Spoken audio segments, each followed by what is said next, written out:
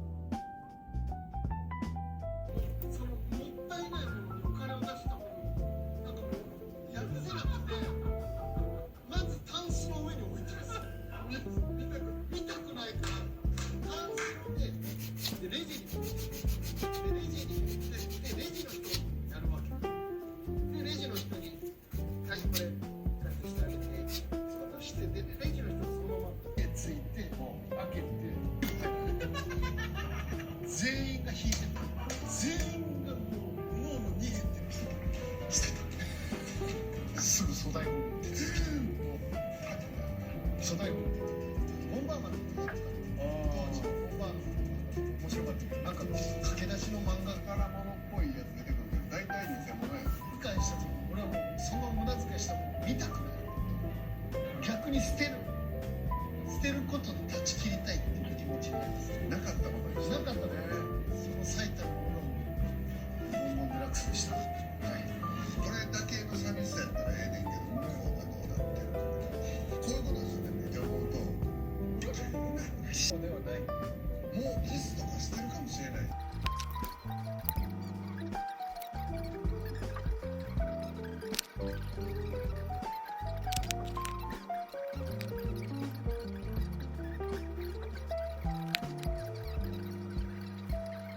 30秒ぐらい話聞いてへん時ある。その反省が一瞬頭でバーって吹きめくって、こういう言い方。